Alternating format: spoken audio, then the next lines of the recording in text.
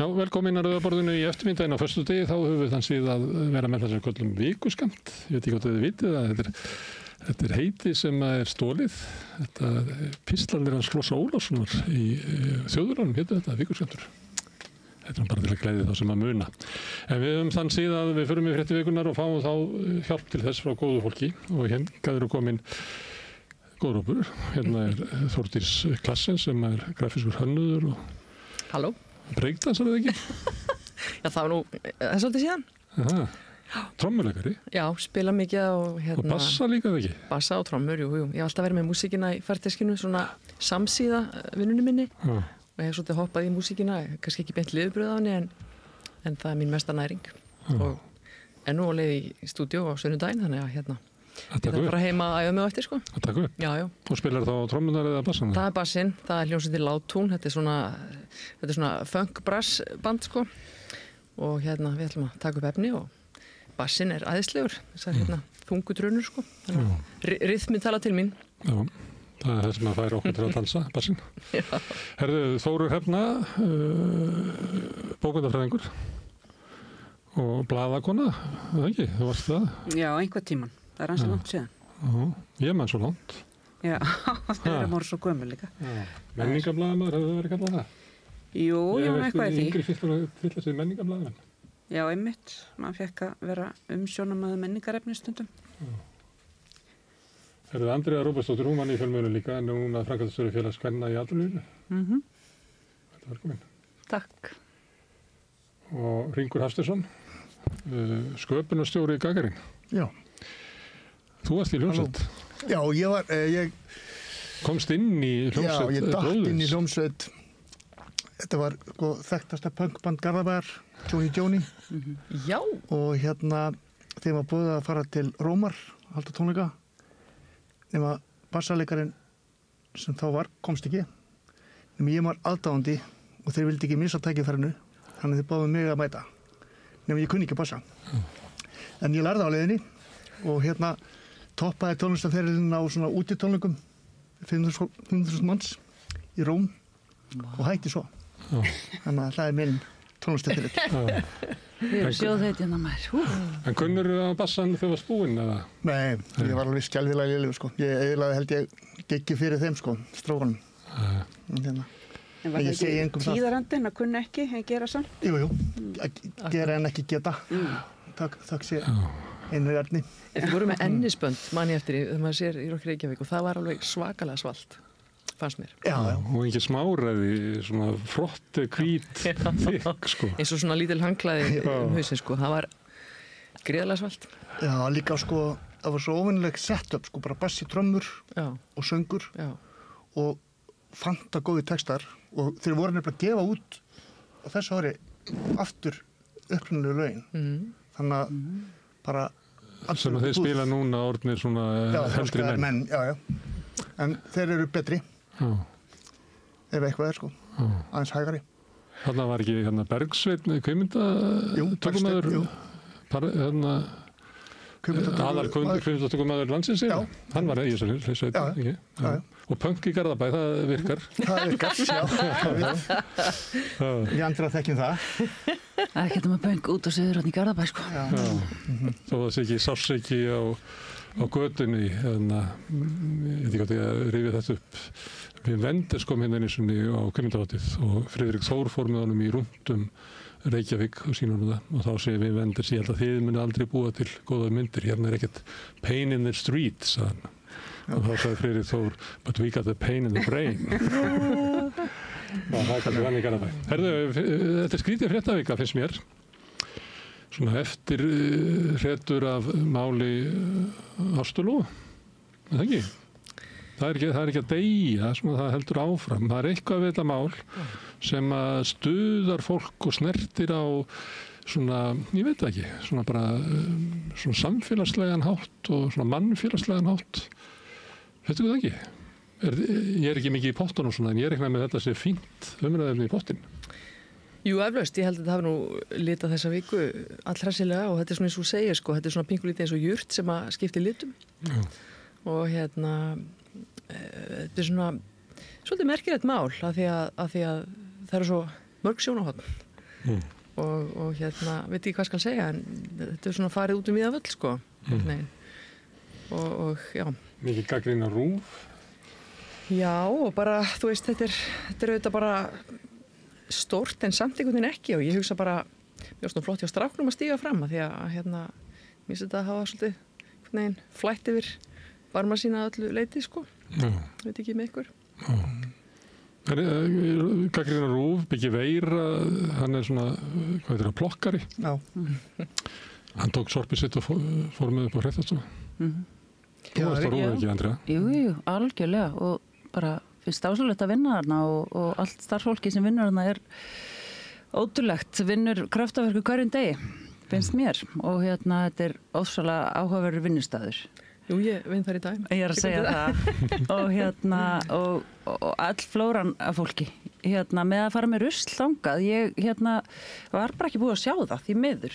Fyrir nú benti mér á það, en þá bara datt mér svona, fyrst sem kom upp í hug var bara, vá, hvað ég vildi óska að ég var í listamaður. Því að það er svona alltaf hægt að vera með svona hliða sjálf og gera allan anskotan. Já, sem gjörning. Skilurðu? Já, svona sem gjörning. Og mér finnst einhvern veginn ekki sanngjarnt að listafólk getur bara verið með svona hliða sjálf og gert allt sem þetta í hug. Það hefði virkað öðruvísi. Það hefði virkað öðruvísi eða fréttin hefði verið framkvæmdastjóri félaga kvenna í atvinnulífinu, skilur eftir rusl í andirinu og RÚV. Já, þú veist, ég veit ekki allavega, mér finnst bara svona áhugavert að geta farið bara eins og upp á Kjarvalsstæði og séð bara einhvern listamann vera að runga sér og þú veist, og það er bara allt í lagi, þú veist, og hann kemst upp með það og það er bara sætt og það er bara gjörningur. Veit hvað ég meina? Ég öfundaði svolítið að geta bara gert allt sem hugun gerir. Svo tekur hann upp á síman sjálfur, þannig að hann sko dokumentera þetta líka, sko, og kemur í þannig umferð. En veit hvað ég meina? Þú veist, það er bara þetta frelsi að vera í listinu og mér finnst það bara fegurðin og já, einmitt, það má ræða það alveg og við getum rætt okkur bláði framan þetta rusl upp í RÚV. En what? Elskar Guðs. Það er mikil gagnrýni á RÚV þegar voruð var við hana, ekki? Jú, Silfrið síðasta var lagt á því, það var RÚV eiginlega. Og Eiríkur Hjálmarsson greið var eitt skilin eftir sem eitthvað svona saksóknari. Það er gagnrýnandi. Einmitt. Já, þetta ekki svolítið, sko, ég sá einhvern veginn að ræða þetta var það ekki að því að þegar að fyrsta viðtal birtist, þá einhvern veginn á einhverju tímapunkti trúðu allir því að hún væri virkilega sek eitthvað. Að þetta var, sama hvað þú segja núna á RÚV, þá var þetta matritt þannig. Að hún væri, sko, tilteknir fangelsisdómar og fyrir það í fyrstu frétt. Og óljóst með aldurinn, hann var 15 ára, hún, þú veist, alltaf svona námundað niður á við með hann og upp á við með hana og maður fekk svona bara, guð mig góður, er hún svona, eitthvað neginn. Svo þegar flettist ofan að þessu og fleiri er að tala og þar á með barnið sem var til, beinagrindin í skápnum, sem er nú frekar svona ósmekklegt, en að manni bregður við það, að maður svona á einhverju tímapunkti þá hélt maður að hún væri sek, bersyndug kona. Þannig að kannski situr þetta svolítið í manni og ég skil að einhver leiti þessa kröfu að einhver verði látin sæta ábyrgð. Á RÚV? Já. Lastu það sem að fréttastjórinn var að senda frá sér? Já, það var nú svona eitthvað í myrkrinu? Já, það er mjög svona dramatist, en mér fannst hann ekki í rauninni svara neinu og mér fannst hann ekki bæta neitt með þessu.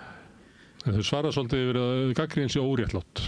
Þau hafa ekki farið út í það svona svara málinu. Þetta er náttúrulega besta viðtali var náttúrulega hér á samstöðunni við hana Láru Magnúsdóttur. Það fór við það, ég hveti ekki til þess að kíkja á það. Já. Lára Magnúsdóttir. Sakfræðingur sem hefur verið mikið að skoða svona sakamál og fleira bæði í nútímanum og langt aftur í söguna og svona hvernig samfélag bregðist við þessu er mjög áhugavert að hlusta á hana. Hvað séð þú, Ringur? Ég er bara eins og þú segir, áhugavert þetta hafi hvernig snúist frá því ásturlóðumáli yfir í fjölmiðlinu, sko. En það er greinlegt að hefur verið svona, það hefur safnast einhver pirringur gagnvart fjölmiðlum í langan tíma. Þannig að einhvern veginn, þarna næstu einhvern veginn veit ekki, brjótast fram, ég veit ekki. Það er svona tilfinningin. En er ekki eitthvað í þessu, ég gerði þessu fyrir 35 árum að 22 ára kona svaf hjá 16 ára dreng. Skiptir það máli í dag? Ég er bara svo gammaldi í blaðamennsku, þetta hefur afgreitt bara, þetta er ekki opinbert mál. Tilfinningin er samt sko... Það var þannig þegar ég var í blaðamennsku, að þetta væri bara ekki opinbert mál. Þetta væri einkamál. Gæti aldrei orðið opinbert mál, gæti aldrei átt eitthvað erindin í stjórnsýsluna eða í fréttatíma RÚV. það bara who cares? Þú veist, ef þau brutu ekki lög, þá var það bara engamál. Og það getur ekki verið ráð þeirra af því að 35 árum síðar. Það er það sem ég hef líka heyrt þegar fólk verið að tala svona, sem svona vangavelta sem að tengi svolítið mörgu í samfélaginu. Þú veist, eru við einhvern veginn til í að fyrirgefa?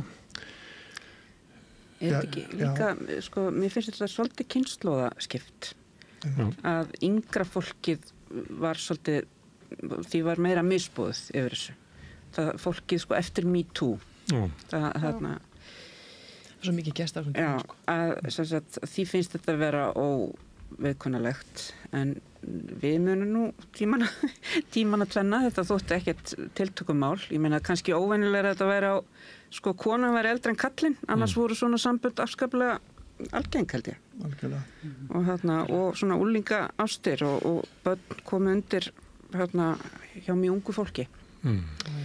Þannig að, en mér veist, já, og fyrirgefningar, við getum að tala í allan dag það, með fyrirgefningu eftir svona einhver, hvað ég var að segja, svona útskúfunar dæmi, slaufunar dæmi. Það er ekki ennþá búið að finna út því, það. Hvenær má fyrirgefa, hvenær á fólk afturkvæmt. Nei, svo fjallar þetta kynlíf, sem er ekki oft fréttefni, sem er svona náttúrulega áhugavert. Og ég veit ekki að þegar ég var ungur og svona, þá voru stúlkur að sofa hjá eldri mönnum og drengir hjá eldri konum. Og ég veit að þetta er líka mjög ríkt í samfélagi samkynniðra, mikill aldursmunur og eitthvað meira. Þannig mér fannst alltaf eins og skrítið að hlusta á þetta eins og við ætlum bara að láta eins og að svæfingin hjá öðrum nema að væri kannski bara 3 korter á milli eitthvað. Þannig mér finnst það eitthvað svona, hvort það sé eitthvað svona veröld sem við viljum að við lifum í. Og það er viðmiðunin að koma sem bara kannski passar ekkert við hvernig lífið raunverulega er, sko. Ég vil taka undir það sem þú segir með sko kynslóðaskiptin. Það er svo óbáslega mikil breyting bara í viðhorfum hvernig ungi krakkar og unglingar í dag líta á hlutina og hvernig þetta var fyrir aldamót fyrir 85 árum síðan. 1900. Og ég meina að maður ber bara saman, skilur hvaða nú er, bara það skiptir engu máli hvað mann ber niður. Það bara er svo óbásleg bylting og breyting, þannig að sko þetta eins og annað, bara hvað var normalt og hvað var ekki. Það er bara þannig að fólk er að hafa það með í þessari mynd, finnst mér. MeToo snerist ofbeldi. Já. Það er enginn verið að halda fram ofbeldi í þessum múli. Það er samt svo teginlegt þetta því að það sem kom líka fram í þessu upphaflega viðtali var sem sagt að þessi aðstöðumunur, að hún hefði það einhvern nátt sko verið yfir hans sett. Það reyndist ekki vera. Já, það reyndist ekki vera. Og það er líka verið að taka með í þessum MeToo-málum. Sem sagt að það er ekki nóg að sko, það er ekki endilega að vera ofbeldi, heldur bara að þú svona með því að vera yfir annan sett getur þau eiginlega stjórn á hann. Það er krafa svona yngri kynslóða. Misneyting, eitthvað slags myndi að heita kannski alveg frá því, sko. Það er misnotar aðstöðumenn. Einmitt, en hún var ekki. MeToo fjallaði mikið við það. Já, og það sem er verið að grafa upp svona gamalt og svona sem að fólki datt kannski ekki í hug þá að væri eitthvað að því, en núna er það En efnisatriði þessa máls falla ekki undir þá. Nei. Þannig af hverju er þá málið eitthvað kynnt í fréttunum eins og það sé eldheitt MeToo-mál? Já. Eða er það ekki? Ég veit það ekki. Mér varst þetta svona hvað sem að hver segir, þá var þetta mjög svona loðið allt saman. Og þá var verið að varpa svona einhverju fram sem hver túlkar á sinn máta og svo bara kemur alltaf betur og betur í ljós að það var í rauninni engin innistæða fyrir að vera fjallamynd. Nei, það er svona auðvitað hefur maður smá tilfinningunni að menn hefur séð eitthvað tækifæri að klekja á henni og þess vegna hafa þetta verið sett í þennan búning, sko. Já. Og menn fóru mjög frjálslega með hversu gömul þau voru og aðstöðumunin eitthvað svoleiðis, eða meintan aðstöðumun sem ekki var, sko. Og hafðu einliða eftir með við það sem Helgi Seljan segir í Silfrinu, einliða eftir sko frásögn pappans. Ok, sem að En mér finnst bara líka áhugavert með þessa Ólöfu sem ringir inn uppálega, þú veist, talandi kynslóðamun, Þetta bara fólk sem að tekur upp síman og ringir bara, halló, getur fengið samband við forsætisráðherra, bara 5 mínútur. Þú veist, og mér finnst það eitthvað fallegt, en þetta mál náttúrulega bara mjög flókið og mér langar bara að fá staðreyndirnar og bara réttan aldur og í tímalínu til að þú veist geta tjáð sig þetta, en guð mig góður, hvað maður liðir illa í hvert einasta sinn að opna frétta þetta mál. Þetta bara einhvern veginn vefur utan á sig og svo líka að vera, þú veist, 15 ára eða 16 ára að fara í kirkju. Ég veit ekki hvað hann ætlar að fara að gera í þessa kirkju. En mögulega því hann leið eitthvað illa eða eitthvað. Skilurðu? Og þá þetta mjög áhugavert að koma hann inn og ég veit náttúrulega ekkert hvað gerist þarna, en þú veist, ég held að ég bara þekkit ekki nógu vel. Ég er búin að hlusta á þig tala. Saman því. Það má kannski segja að glæpurinn hafi eiginlega helst verið sá að Ásthildur lofa fyrir að hafa samband við konuna þegar þetta kemur upp. Það kannski smá aðstöðum ef að ráð þeirra fer að hamast í þér að þú hefur eitthvað að segja. Það eiginlega svona einu mistökin, panikmótið mitt. Hvað í veröldinni ætla þú að fara að tala við forsætisráðherra. Eitt í þessu sem að minnst gaman að fylgjast með að vegna þess að þetta svona einkamál, kannski opinbert mál, en til dæmis þegar stjórnarandstaðan einhvern veginn að ræða þetta mál á þingi, það bara málið einhvern veginn bara passar í það. Það minnst að verða mjög hlægilega stjórnarandstaðan þegar það að gera sér mat úr þessu. Af því að ég held að þetta sé svona samfélagslegt mál eða svona mannfélagslegt mál. Góðu gott að bara tala það við fólk og tala ekki við getum slögt á kamerunum og tala í reynslu og eitthvað svona. Ég held að þetta mál að ég best heim eitthvað þar svona. Í bara svona eðlilegu, heiðarlegu tali fólk sem býr í samfélaginu. En þeir eru að reyna að búa til einhverju lögfræði út úr þessu eða stjórnmál og svona. Það verður þetta einhvern veginn mjög skrítið. Þetta er ekki? Já, Er þetta ekki ákveðin svona desperasjón einhvern veginn? Já, stjórnarandstaðinni? Já, pínu svona lyktar þannig aðeins. Málþurð að leysa eitthvað. En mér finnst bara svo áhugavert hvað lítið verið að svona fjalla stóru penslana. Og þú veist, mér finnst bara þetta ofsalega stórt mál, en mér finnst þú líka oft að fara aðeins ofar bara í 30.000 fett og sjá bara heiminn aðeins í svona stærra samhengi og bara hvað þarf að gera hér. Þið vitið, við það er verið að skjóta á stjórnina, stjórnarandstaðan, eitthvað sem að mögulega hefði bara geta farið betur, þú veist, bara daginn þegar þau voru í öllum ráðuneytunum og mér veist við þurfum bara aðeins meiri mildi og svona vera smá samstíða sem svona samherjar bara og vera svona Ísland saman hér. Þau eru strax farin að krefjast svara eitthvað sem er mánuður síðan að þau sátu yfir. Svo þau áttu yfir að gera. En það var Trump sem að kom bara inn og allt ómúlið fyrir bætum. Allt frábært á mér. En ég veit að mjög margt fólk sem vinnur þarna saman á bara rosalega góða stundir í hádegismatnum sko. Þannig að ég skil ekki þess að vinnustæðamenningu heldur og alþingi, en það er ekkert á leiðinni þangað. En þú veist, bara mjög áhugavert allt saman. Eitt í þessu að þetta mál kemur kjölfar þess að vera mikið fréttaflutningur svolítið fólk flokkfólksins og svolítið drifið áfram á mokkanum og RÚV tekur eitthvað litið átt í þessu og mér finnst stundum svona eins og að því að þau eru svona öðruvísi fólk, þau eru ekki svona úr vinsælu krakkaklíkunni úr hinum flokkunum og nú Guðmundur Ingi þegar hann flutti ræðin á ensku, hann fær svona yfirriði líka. Já. Eins og að svona fólk eins og Inga Sæland sem bara hringir í skólastjórun og hvað eru skótnir á ballinu mínu og hegða sér kannski svona eins og venjulegt fólk. Já, þau eru boðflennur hjá þau eru ekki alveg stofuhæf sko, að mati Valhallar og félaga. Það er þetta allt einhvern veginn ber þetta sama brunni. Klæðaburður Ingu Sæland. Bússur heitir það í Smartlandi. Og enskanans Guðmundar. Hún er ekki í stígvélum sko, hún er í bússum. Ég veistu það, þetta er alveg magna. Þú veist, það er bara eins og fólk heyri ekki hvað konur er að segja, það er bara, ég heyri ekki hvað það segir, þú ljótum jakka eða eitthvað, þú veist, bara umbúðirnar, bara sleppi þessu. Þetta er óþolandi. Sama, allt saman. Með hana líka hana Ástu Lóu, Guðmund og hana Ingu. Sjáu eitthvað hvað er rauða hálsum? Ég er svo æst að tala um þetta. Þú veist, vera að setja út á hreimin hjá honum og svona. Þú veist, þetta er bara hreimur og hugur ekki. Var hann ekki búin að vera sólarhring í embætti þegar hann tók þarna og flutti þessa ræðu? Ég meina að það er ekki dólega auðvelt þó maður geti lesið og skilið ensku og og kannski skrifa hana, það er ekki auðvelt að tala hana. Ég hef nú alveg Mér finnst þetta bara fáránleg gagnrýni á mannin, sko. Já, þannig að sko þetta er bara æfing og hann lofaði eftir þessa gagnrýni að æfa sig. Hann var nú augljóslega óvanur því að lesa ensku. Já. Ég var svo ánægður með líka hvernig hann svaraði. Hvernig hann, veist, einhver menn voru að reyna niðurlægin eða hvað það átti að gera, sko. Ég gerði nú ekki vel, en ég ætla nú að æfa. Já, hann bara... Það er líka mjög svona mannlegt. Skoraði mörg stig. Flott viðbröð. En okkur fá ekki bara gerfugreind í þessu empati, þú veist. Þannig ég meina, halló, eru ekki bara líka fagnað og njóta stundarna saman hér? Ennþá bara fólk í viðtali. Já, við rættum þetta aðeins hérna í vikunni og ég var að segja að ef hann er hérna óvanur að tala ensku og ef þú ert óvanur og nervus í ykkur nýri stöðu að þá held ég við getum alveg séð fyrir okkur að það sem að þér var erfitt áður verður eiginlega ómúlegt og alltaf verður þetta eiginlega bara verra og verra eftir þess að fyrir lengra. Já. Að ég sagði hérna með það bara fólk í ráðundi að það sem bara talaði íslensku bara við setjum bara þýðingu á skjáinn og það er yfirleitt í boði. Það er alltaf í boði. Ég held að til þess, við talum svona vinstaramann eins og Pútín, ég held að hann tali bæði þýsku og ensku en þið hef aldrei hitt að gera það ofurlega. Nei, fólk á að bera virðingu fyrir þetta er ekki hug. Já, bara þarna. Svo bara ekkert að því að hafa harðan íslenska reym, það er bara frekar törf, sko. Ég meina, ger ekki Björk Guðmundsson hann ótrúlegan? Jú, heldur betur fyrirmyndin. Hún masterar alveg þennan reym.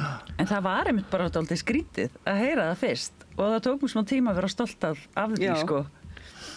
Já, það verður kannski sama. Ég held við höfum öll líka bara að vinna með setninguna good enough. Þú veist, við erum ekki ofhugsa hlutina allt of mikið og eins og Guðmundur, þú veist, því líkur skóli að fara þarna og flytja þessa ræðu og hérna reyna á sig og bara tilbúin til að taka svona aðeins að stíða út úr þægindarringnum og mér finnst það bara frábært hjá honum að gera þetta og ég bara eins og segi, hreimur hugur ekki, punktur. Og hann er náttúrulega dæmið það, hann talar þannig hana sjálfur, sko. Já, hann hefði aldrei getað séð fyrir sér, hann er því ráðherra, hann finnst það bara fráleitt hugmynd. Já, líka, já. Og útlend, eða þú veist, fólk sem að flytur hingað eða kemur hingað og læri íslensku, ég menna það er ekkert verið að hlæja, ég hlægi ekki að fólki sem er hreim, sem er að reyna að tala íslensku, þú veist. Þannig að ég er bara mjög þakklátt. Og það er ekki þannig að allir séu flúent á ensku. Það er bara ekki þannig. Þó það eigi að vera þannig. Eða svona samkvæmt því sem fólk talar, þá er það ekki þannig. Maður sé fréttir bara kannski ykkur ráðstöfna NATO eða eitthvað og fólk, ráða fólk víðsverður Evrópu og er að tala saman á þessu svona júrenglis eða hvað þetta er. Mér finnst það svolítið hjárennilegt, sko. Að fólk sé að tala saman á, maður heyrir það er kannski bara þriðjungurinn sem er umverulega, sko, á jafnstöðull með að tala ensku eins og sitt móðumál. Já. Ég bara get vart að trúa því, sko, að sé einhver svona óbein eða bein krafa að þeir sem verði ráðherrar séu með einhvern skoteldan pakka diplómata ensku á bakinu. Ég hef ekki sett það, sko. Nákvæmlega. Skemmtilegt hvernig orða hlutina. Er það reyndar það sem þú varst að segja? Þá er þetta, við höfum oft talað við innflytjendur og þeir kvarta mjög yfir því hvað Íslendingar eru grimmir að fólk er að reyna að tala íslensku en er náttúrulega bara ef þú kemur hingað eftir 7 ára aldur þá ertu með reym og þú kemur á fullorðinsárum þá ertu með mjög þykkan reym sem losnar ekki við svona, en Íslendingarnir eru bara muni ekki eftir típun í Little Britain sem að skildi aldrei hvað hasíska konan var indarsökuna að segja. Íslendingar eru þannig, segja bara alltaf það er bara með svo þrönga eyru að þau skilji ekkert nema bara norðinskan framburð. Þetta er vandamál í samfélaginu. Já, en samt ekki, þú veist, ég meina 70% af því sem segjum er sko bara líkamstjáningin og þú veist, augnaráðið og brosið og ég hef ekki lönd í nokkrum einastum vandræðum. Ég veit að hægt að skilja, en ég er að vandamál vera innflytjendur sem er að reyna til íslensku, verða varið við þetta. Já, ok. Þú heyrir enginn hvað þau er að segja eins og þú ert að segja, heldur bara hvernig þau segja það. Akkurat. Hann er svo með fötin og jakkan og róðan á hálsinum. Einmitt, sem er töff. Gerir maður ráð fyrir því stundum. Ég fór í Bónus daginn og það var afgreiðslumaður sem var mjög dökkur og ég gerði ráð fyrir að hann myndi ekki tala það er alltaf fordómarnir það er stakt orð í íslensku og ég er svona nánast að byrja að tala ensku þannig að hann sagði, viltu strimilinn með rosalega errum hann var greinilega ekki íslendingur en hann hefði eftir sig í þessu strimilinn lendir í þessu en eins og í félagkonna í atvinnulífinu að þá erum við 1450 konur og bara þú veist öllum aldri og alls konar nefndir og deildir og lalala Og dásamlegt að hafa alls konar nefndir, þú veist, ein heitir New Icelanders og það svona kannski fyrsta stopp, þú veist, fyrir einhverja konur sem erlendum uppruna, en síðan viljum við ekkert að þær sjá, þú veist, að fólk sjá, eða konur sjá sínum bás í félaginu, heldur blandast og það beauty við það. Þú veist, þvert á starfsvið og uppruna og aldur og allt þetta. En þá erum við með 10 kvennastjórn og 4 eru erlendum uppruna. Og þú veist, og þetta bara ákvörðun. Þú veist, þetta bara eins og jafnréttið ákvörðun og þetta ákvörðun hjá FKA að reyna að endurspegla, þú veist, atvinnulíf. Ég veit að, þú veist, þetta mögulega á stórum köflum, þú veist, einsleitur hópur, en þú veist, að þarna erum við í alvöru að reyna og að fá konur inn af öllum þjóðurnum og fagna því og þetta hefur gengið alveg svakalega vel og gaman að sjá þegar tekið ég vel á móti fólki bara komplett, þú veist, í alvöru, þetta er ekki flókið, þetta eru samskipti og fagna fjölbreytileikunum for real, sko. Þetta eru alveg magnaðar einstaklingar sem eru að koma hingað og svo líka bara svo áhugavert þegar eftir að finna upp 60% starfunum sem við erum eftir að vinna í framtíðinni að við séum svona ótrúlega með herta raskinnar og loka fyrir nýjum hugmyndum. Þið vitið, þegar þau eru að koma með alls konar nýjunga og ný sjónarhorn og alls konar og þá aftur kynnslóðurnar, þú veist, guð minn góður, ég er alveg bara kveðja amma, þú veist, ég hittist þeim fólk, veit ekkert hvað er að frétta. Ég ekki bara þakka fyrir að fá þennan innblástur utan, svona svipa kannski eins og með ef við hugsaum tilbaka sko með frönsku og spænsku sjómennina sem eiginlega björguðu genamengi Íslendinga einhverju leyti, þú veist, og segja takk fyrir og þetta kemur okkur til góða síðan meir, þú veist, fjölbreytileikinn og allt þetta. Það er bara svona svipað einhvern veginn, þú veist. Ég sit búin að sitja í mörg misseri að tala fréttir og samfélagið. Ég finn það núna allt innu það því að þú ert að tala svona inngildingu og þetta er ekki komið á dagskránni svona í 3 mánuði eitthvað slús. Þetta var alveg linnulaust inn í öllum þáttum. Haldið að sé að þessi breytingar ríkisstjórn hafi einhvern veginn bara fært til þetta innflytjendamál og flóttamannamál og þetta var búið að vera svo mikið í umræðinni svona í kannski 1,5 ár fram með kosningum. En svo bara ég menn ekki eftir neitt að vera að tala þetta. En hvernig þá? Ég meina, er það ekki... Bara eiginlega fréttir eða... Já, akkurat. Nema Mokkin er að reyna að búa til fréttir ofbeldi í Breiðholtsskóla af því að sá sem er aðal höfuðborður þar á vini sem eru aðnendum uppruna. Hann er að reyna að tengja það. Það er svo hræðilegt. Já. En er þetta ekki bara að falla skuggan af stærri málum? Heimurinn eitthvað... Heimurinn að farast. Já, er að farast. Men bara allt inni verður þetta bara svona smámál í stóri myndinni, sko. Talandi um heimurinn sé að farast, að ríkisstjórnin ætlar að hækka veiðigjöld. Og miðað við það sem að útgerðin segir að það er endalok byggðar á Íslandi. Það komið tími. Ég veit ekki, ég ætla bara að benda á vídeóðu með þetta Björgvins sem ég sá fyrst í morgun og hún Edda Björgvins er náttúrulega þjóðagersemi, punktur. Ég var að hugsa það.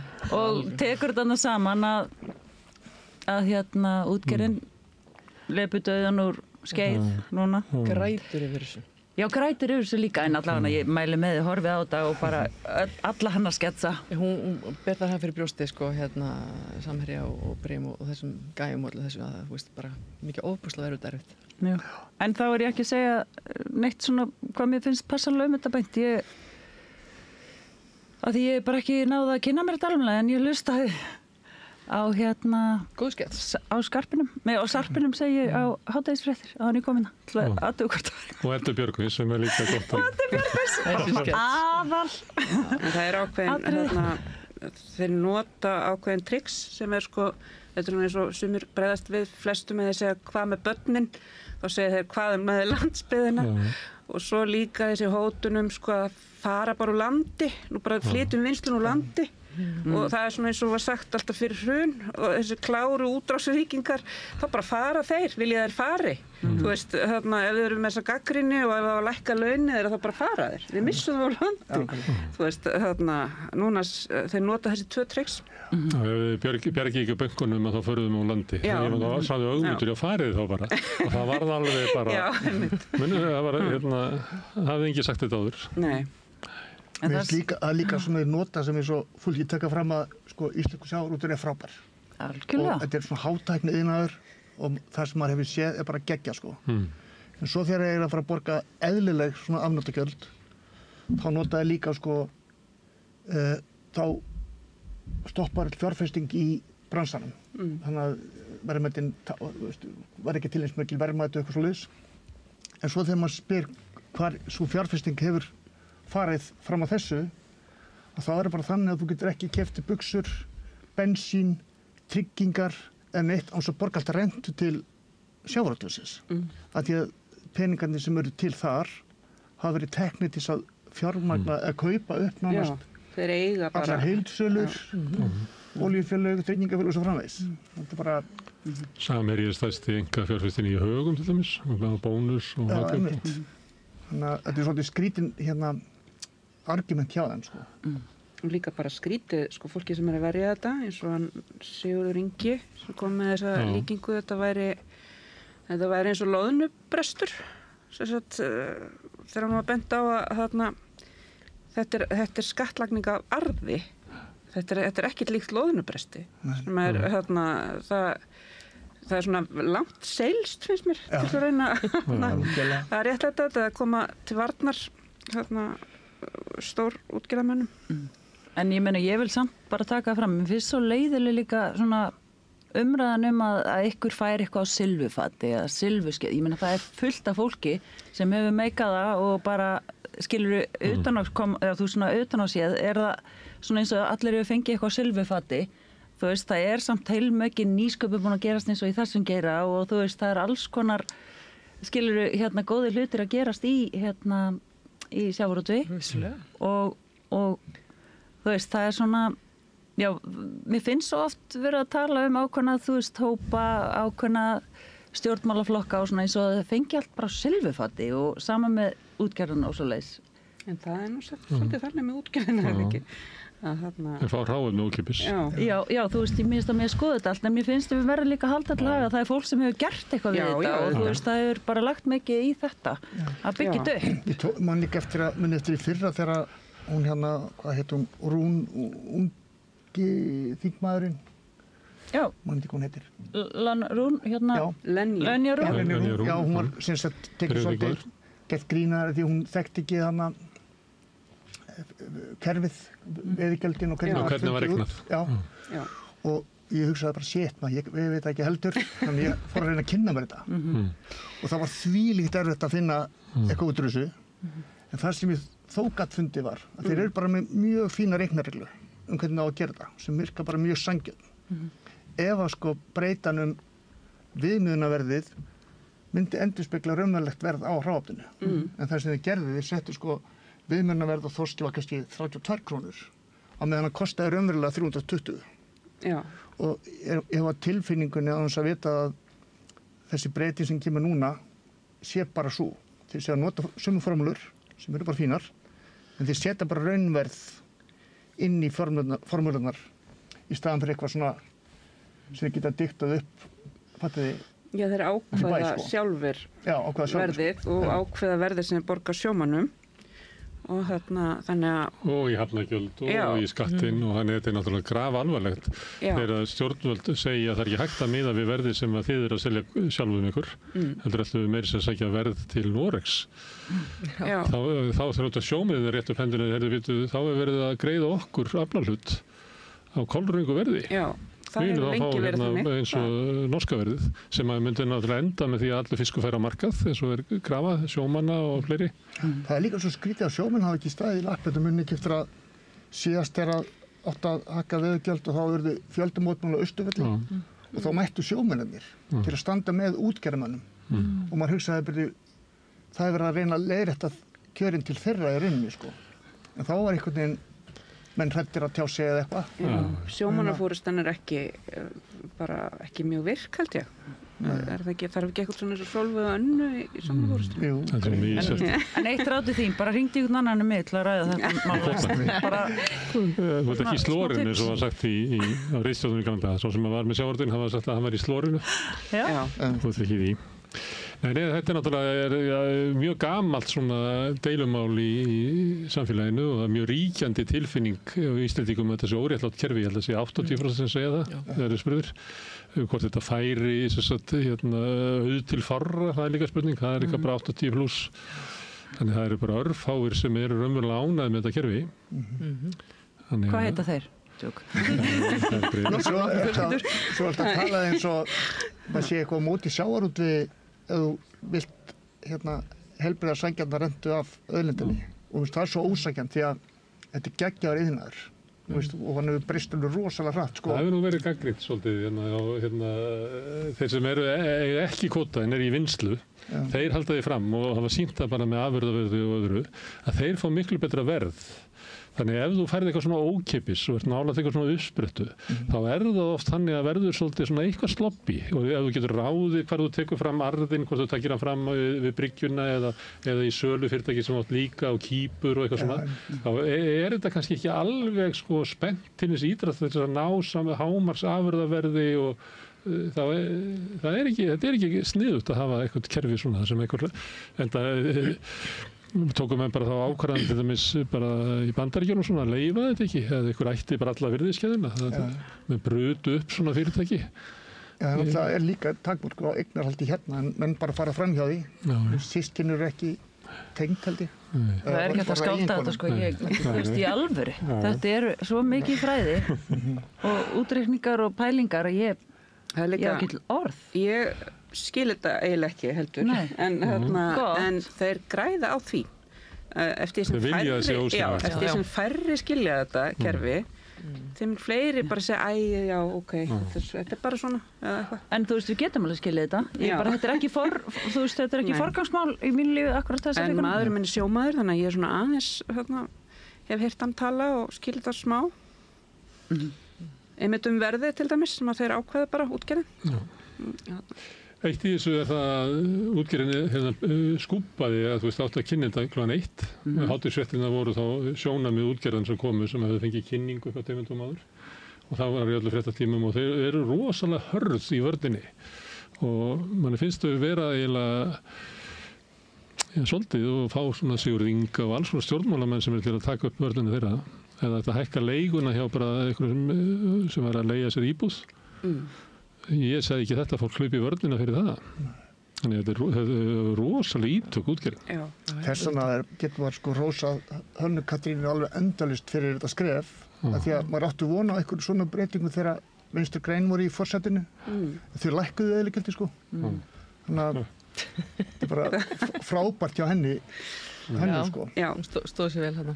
Já, og líka bara vera óhræddur að taka, þú veist, og gera tilraunir og sjá, þú veist, finnst mér. Já, þetta var leiðrétt, þá bara ef þetta er... Já, það er nokkuð ljóst að það bara að skoða hlutin og taka okkur á stöðunar. Svo vonandi er þetta bara byrjunin.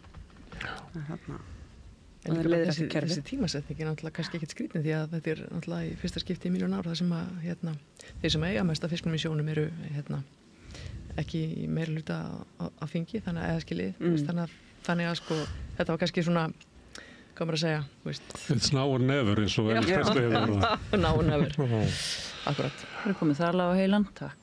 Það er nú fínt að vera með heilan. Herðu, en Heimir að fara til fjandans, öryggismál í Evrópu. Já. Kristrún að fundi í Forsetahöllinni í París. Gríðilega fín mynd af þeim hana. Já, hún tók sér vel út. Hún og Macron hana, góðan fíling. Hvað það er mikil breyting í heiminum. Já, óbúslega. Við lifum spennandi tíma eins og sættir. Já, það er mikil spenna, sannarlega. Spenna eða ótti, það er svona bæði. Þannig að mér finnst sko Trump er svona, að því hann er alltaf að segja eitthvað sem segist alltaf að gera eitthvað eins og þetta með tollana og bílainnflutning og flegi út og alls konar svona þetta ætlar hann að gera svo dregur hann tilbaka eitthvað svona þetta ætti í hug þarna ég hef sagt á handdrukkara sem að var svona bara höfuð og herðar yfir aðra í stétt sinni á Íslandi. Það er besti handdrukkari sem við mátt. Já, hann sagði að það er svo miklu árangursríkara að taka fötu full af lambsblóði skvetti við bíl hjá einhverjum heldur en að brjóta á honum puttan. Af því að sko fólk er svo miklu hræddara við það sem gæti gerst heldur en það sem að gerist. Það er hótunin. Sko. Þannig að já, ógnin er svo svakaleg. Ef þú kemur að bílnum alblóðum, þú ímyndaðir eitthvað miklu verra heldur en einhver ætla sko lemja þig. Já, góða punktur. Og Trump notar, finnst mér þetta. Þú veist, það einhvern veginn bara allir, þú veist, bara hvað að fara að gerast núna og fyrstu dagan í embætti, það var alltaf eitthvað nýtt og svona hann þrífst á ótta og óreiðu. Já, hann sterkikallinn, hann lifir best í slíku andrúmi. Já, og þannig að það einhvern veginn, maður veit ekki alveg hverju að trúa Kanadamenn alltaf í starthólun, rosa sárir og reiðir og svo það dreigið tilbaka bara í næstu viku eftir, þetta svona... Það versta þetta virkar hjá honum. Já, andrúmslofti svona. Já. Og ég myndi allar sem fréttir sem eru með fólki sem er með í bakpókanu sínum, sko, vasaljós og reiðufé og skilríki og svona bara heimurinn fer til fjandans allt í einu. En við megum náttúrulega ekki gleyma því að þú veist, það er búið að vera einstakt tímabil, þú veist, friður og jafnrétti. Þú veist, þetta er búið að vera einstakt. Við erum að detta í normal ástand mannsins. Já. Nei, ég er ekki að meina þannig. Ég er bara að segja að þú veist, þetta er búið að vera einstakt og það er svona svo mikilvægt líka að þakka fyrir, þú veist, eins og á svona tímabili sem við höfum verið að lifa og muna að þetta er ekkert gefið og ekkert fast í hendi. Nei, og engin réttindi eru þannig að það er ekki hægt að taka þau af þér aftur. Það er verið að því núna. Í Bandaríkjunum til dæmis. Já, það þannig að halda vel á spöðunum. Bara baksla á stöðunum og halda skemmta þér. Það er náttúrulega alltaf styrjöld í heiminum einhver staðar. Akkurát. Og ýmislegt kannski sem fer fram hjá okkur af því að við erum auðvitað, sko, fáum kannski sigtaðar fréttir eða eitthvað álíka. Maður veit það svo sem ekki, en maður getur ímyndað sér það. En sko, þessi spenna sem hefur hlaðist upp á 2 mánuðum, þetta er náttúrulega bara hlægilegt og ég, sko, eða grátbroslegt, en ég var að viðurkenna, mér finnst stundum svolítið óþægilegt að með morgunkaffinu að þá fletti maður yfir fréttirnar og ég upplýði mig eins og ég sé sko í svona framhaldsfarsa að ég býst alltaf við því hvað nú, hvað er núna í dag og ég, mér líður eins og ég sé að fylgjast svolítið með sko einhverjum ótrúlegum atburðum eins og sé bara apið með skambissu á lausu bara út allt og hvað gerist og mér finnst þetta eiginlega eins og ég sé komin inn í bíómynd eða okkar samvera tilvera hér sé þannig að þetta er svo skrítið allt og allir í varnastöðu, allir einhvern veginn í kekk og hvert fyrir þetta? Ég bara veit það ekki. Þetta er ótrúlega skrítið. Þetta áttu að vera óttaslegin. Já, það er sannlega, ég bara geng beint í gildruna, skilju. Ég bara hafa verið eins og... Við eigum að vera... Mér finnst líka, maður talar sko Trump og þessar aðferðir hans. Við minn eftir því áður fyrir þá var hann alltaf að fara fram á það að Evrópumenn myndu setja sig svo mikið í vopnakaup og sem er alltaf keppt aðalega Bandaríkjamönnum og Evrópa stóð alltaf í lappirnar. Núna á seinna kjörtímabilinu kemur hann með alltaf þessar brjáluðu yfirlýsingar og Evrópa var að ákveða að setja 800 milljarða evra í vopn sem er náttúrulega, og sem myndi kalla þetta snilligáðu, hann er náttúrulega bara búið til pening því að yfir helmingurinn kemur fyrir beint í Bandaríkjanna í vopnakaup. Og mér þess að... Meira en helmingurinn og verður að vera það vegna þess að þetta er svona samræmdir herir og þeir verða að kaupa á Bandaríkjunum. Einmitt. Og svo meira þess að smáþjóð sem er herlaus og hlutlaus og gerir sko tilvist var grundvölluð á því. Við myndum aldrei fara með ófrið og hendur nokkru manni og eitthvað svona. Við erum alltaf farin að setja milljarða í vopnakaup og Kristrún allt í mætt að fund viljugu þjóða, veist bara nafnið bara vekur upp alveg skelfilega minningar ólega slátrun á fólki. Við höfum ráður á svona lista, viljuga þjóða, þetta er bara Íraksstríði. Að bara hlutleysi þjóðurinn að sé bara hver ákvað þetta? Nákvæmlega. Í alvöru. Þetta er svo skeri og svo einmitt að því að ég var svo heppin að fá að kynnast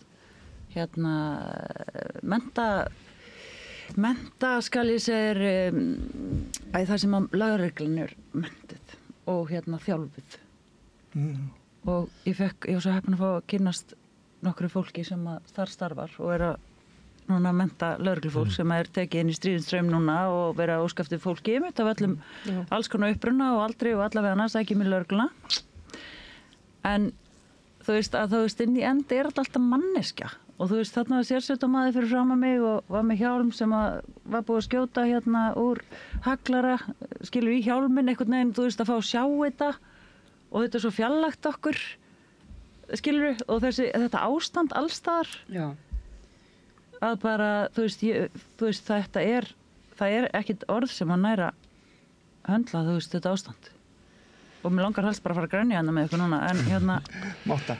First Hour, já, við þurfum að gangast öllum tilfinningum okkar. Já. En það hefur ekki verið stríð á Íslandi síðan á Sturlungaöld. Finnst ykkur það að þetta sé svona nær núna heldur en að áður? Stríð, það hefur verið að tala um að við verðum að vopnaðast eiginlega, það hefur verið að tala um það.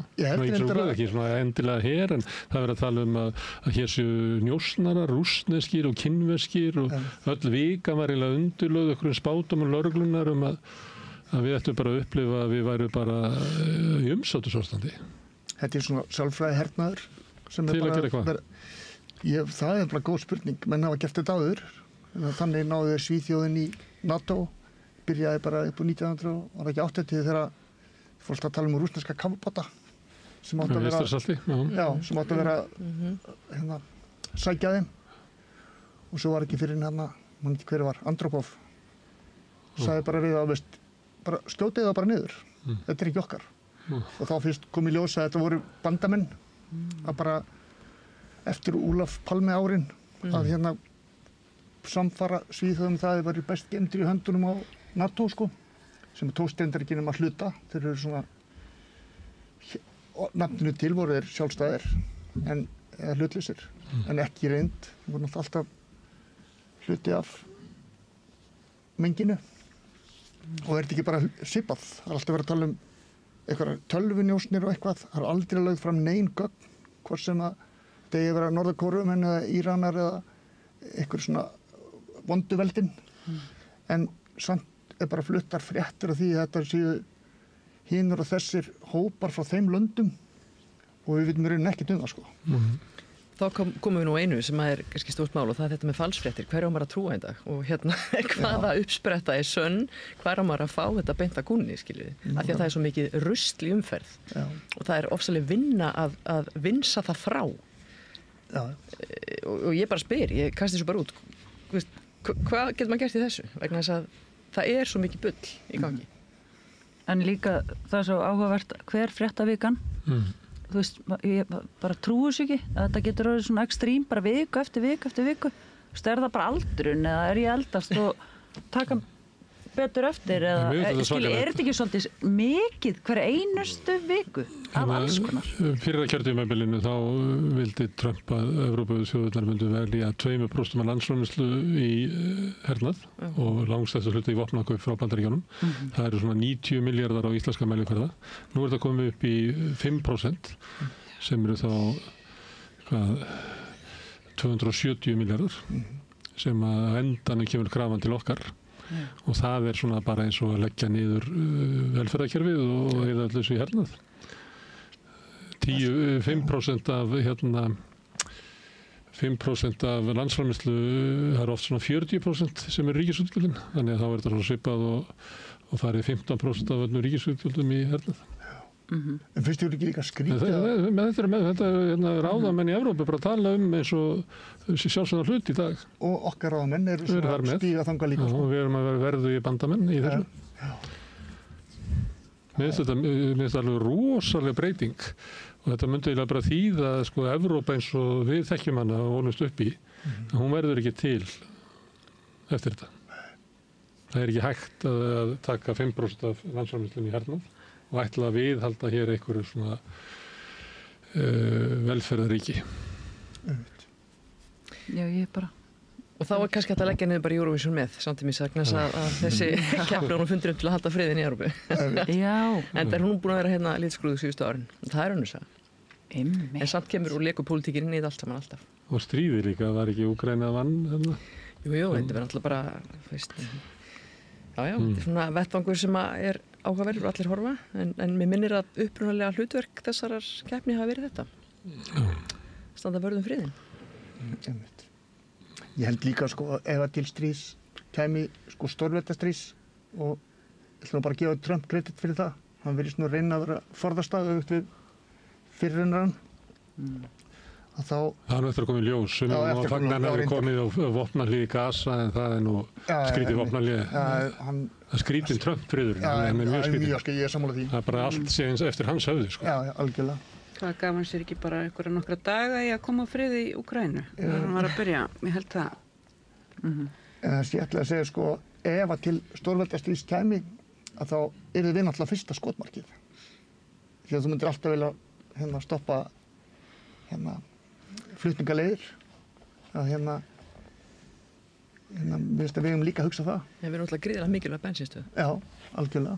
Það sýndi sig þetta í heimsstyrjöldinni. Einmitt. Putin segir að Trump lítur svo á að Ísland sé bara hluti af áhrifasvæði Bandaríkjanna og hann ætla að taka það með Grænlandi.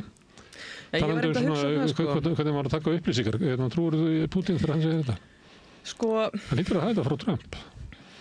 Ég var að hugsa þetta og ætlaði að nefna þetta rétt aðan, sko, með ásælni Trump á Grænland, sko, og þá langaði mig að spyrja ykkur, sko, myndi þið telja kannski bara líklega að myndi bara sölsa Ísland með í pakkanum, af því þetta er nú svona lítið sker hérna við hliðina, en er einmitt á mikilvægum stað og ég veit hreinlega ekki hvað ég skal segja, en þetta eru svona stóra spurningar sem maður eiginlega svona þorir ekki að sko fullmóta í höfðinu, af því að þetta er svo skrítið, en við höfum sannarlega verið hernuminn áður það hefði gerst þetta er alveg klikkupæling, sko. Það fær svona flashback þegar að tala um þetta og taka Ísland, skotmark, maður er alinn upp fyrir þetta. Símaskráni. Já, herstöður skotmark og ég man alltaf að það voru eitthvað blöð sem byrtu svona ef þeir eru hent kjarnorkusprengju á Keflavík, hvert myndi geislunin ná og allt svona, ég bjó á Eski fyrir þannig, ég taldi mér nokkuð safe, en þetta er svona já, en það er komið svona gamalt aftur upp, svona gamall ótti. Vistu að taka upp hérna almannavarnabaulið þarna sem er hvað, fyrsta miðvikudaginn mánuði, mér finnst það svolítið svona hugulegt, þetta er kannski bara æskutenging, sko. Mér fannst þetta eitthvað svona og fara undir borðið. Ég er örugg, eitthvað, þú veist. Ekki það ég var að pæla í kjarnorkustyrjöld þegar ég var 5 ára eða 10 ára, skilur. En þetta var svona, maður fann að það voru einhver að passa upp á.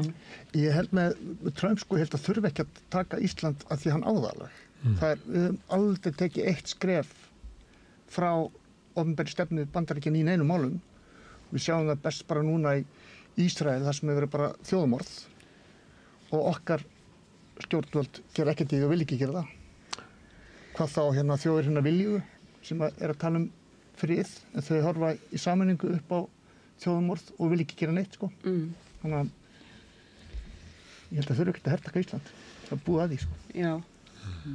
Það má kannski Ísland er náttúrulega áhrifasvæði Bandaríkjanna og ég kann ekki alveg söguna, en Bandaríkjamenn tóku við að Bretum hérna áður en árásin á Pearl Harbor, áður en að Bandaríkjamenn voru virkið þáttakendur.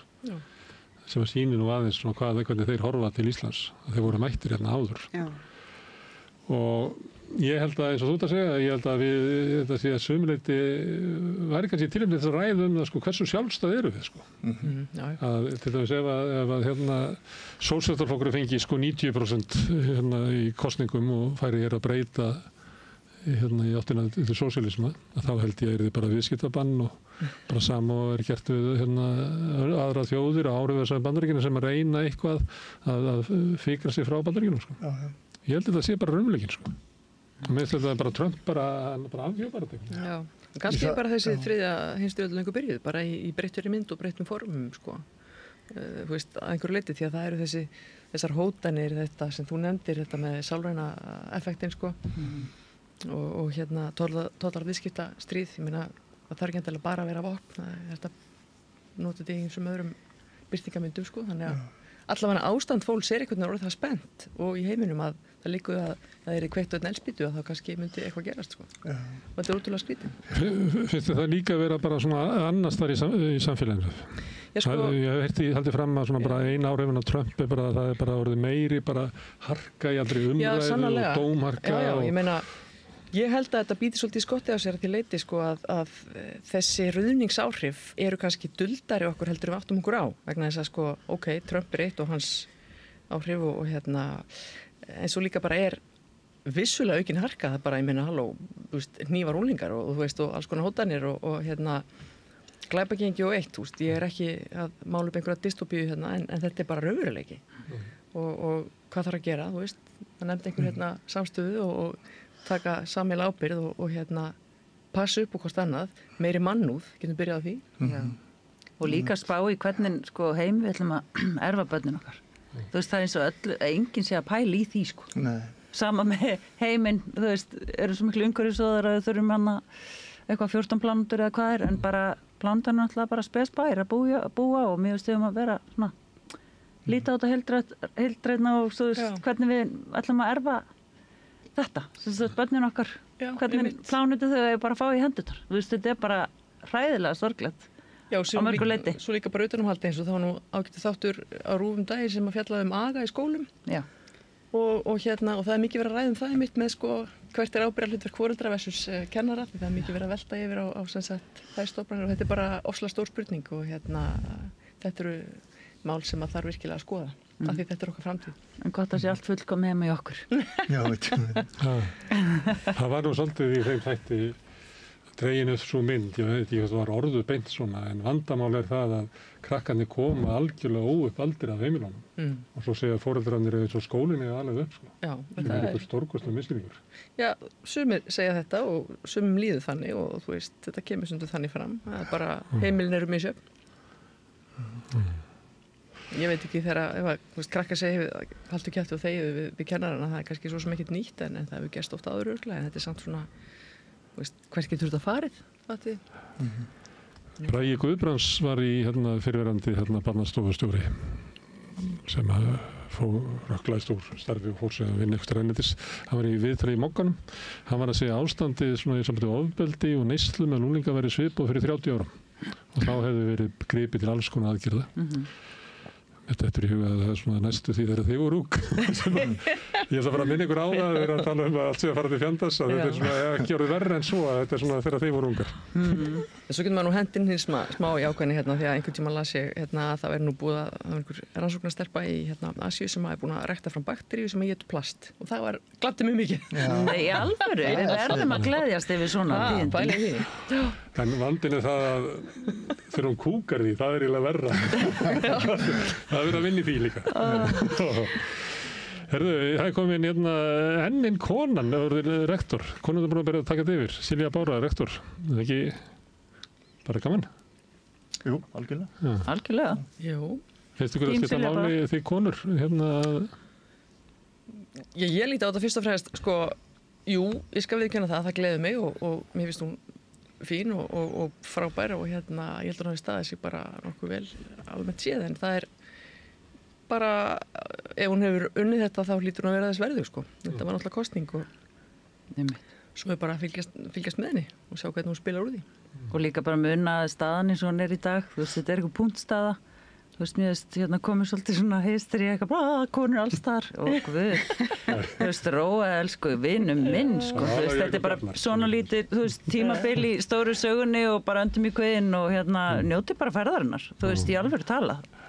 Og svo snýst þetta náttúrulega, þú veist, það er svo oft hort mig og bara nú ert þú glöð að þér eru konur í hæstu.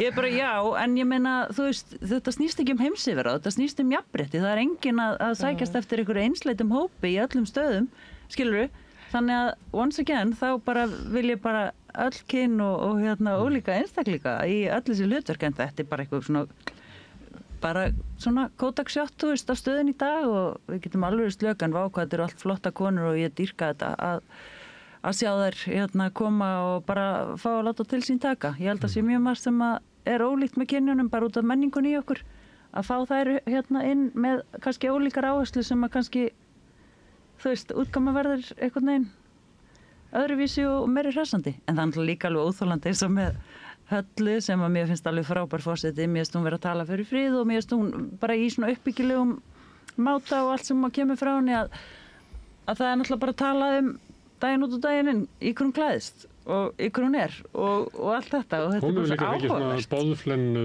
yfirheið til dæmis áramótasköpinu. Það var alveg svakalega, ég hef ekki séð svona fast sparkað í forsetanum bara nokkuð fyrir.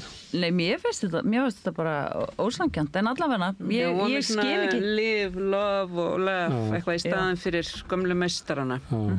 En hún er nú búin að vera skipt út einhverjum lista á veggjónum og ég er náttúrulega áhuga manneskja samtímalist og það bara gleður mig að segja alls konar, bara verið að skipta og það er bara öll kallar og konur og alls konar. En þetta er kannski þessi augrunni mitt, sko, því að kemur þetta kona sem er með annan listan á smekk og kannski til í að hvíla Kjarval með allir virki frá honum. Hann er ennþá uppi svo. Já. Líka bara kemur úr öðru umhverfi. Ég bara setja aðeins eitt bræð á þetta heimili þótt að hún eigi ekki alveg sjálf en mér finnst það ekkert skrítið, sko. En þetta með að breyta, eru margir hætti við það? Það er eitthvað við Höllu sem er svipað og þetta sem vorum að ræða á með Flokk fólksins. Það er svona, ekki alveg viðurkennd. Já. Kannski það því að svona lista menningarfólkið hefur yfirleitt haft svona ráðið í hver verður forseti. Það þarf að standast prófið hjá þeim. En hallast ekki prófið þeim en var samt forseti. Maður heyrir svona hvað það sé við hæfi, svipað og að maður heyrir það svona frá valhöld og svona fram á flokki fólksins sé ekki alveg. Þetta alveg það sama, þó þetta sé mismunandi hópar. Það var eitthvað svona próf sem fólk var að taka í kosningabaráttu, forseta. Hún alveg svolítið skólfjall. Greppir eða sett út í Grímsey eða eitthvað? Já, fólk bara alveg greip andan á lofti, en þú veist, það bara fyrir breytti tímar. Þú veist, hún kemur með eitthvað, svo ég reyna að vera jákvæð eins og þú. Ég ætla að reyna að taka mér til fyrirmyndar. Að hún kemur kannski bara með eitthvað sem að aðrir hafa ekki komið með áður. Og líka, þú veist, að bara treysta, ég meina, við erum að kjósa alls konar fólk, við erum að kjósa í ríkisstjórn, við erum að kjósa forseta. Það finnst mér að við bara styðja þetta fólk eins og landslið. Þú veist, bara alveg sama hver í þessum stöðum, bara, þú veist, að bara að þetta gangi sem allra best, bara fyrir þetta fólk, fyrir okkur.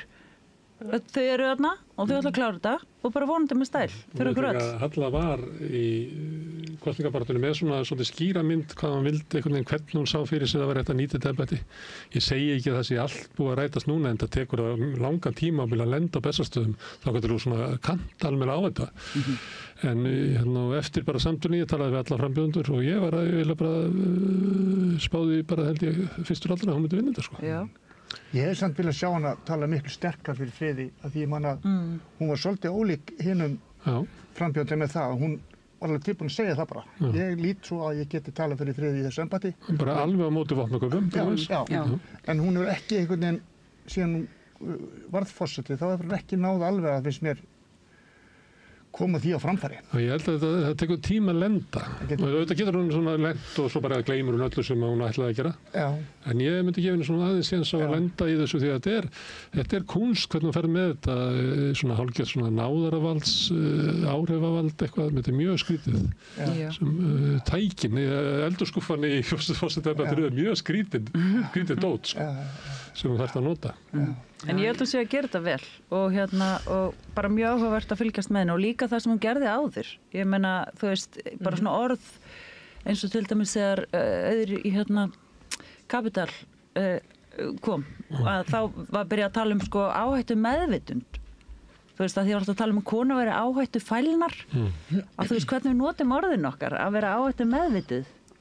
Mér finnst það svo fallegt og ég meina, og það gekk alveg glimrandi vel hjá þeim. Með nýjar áherslur. Það er kona líka í Sjálfstæðisflokknum og nú mælist hann stærri heldur en Samfylkingin í fyrsta skipti sem Guðmóður Gunnars. Heldur það, er þetta nýja ásýnd á Sjálfstæðisflokknum? Hvað hafið ykkur að, þetta er kannski lítil breyting. Já, er þetta ekki bara svona sveiflast svona aðeins?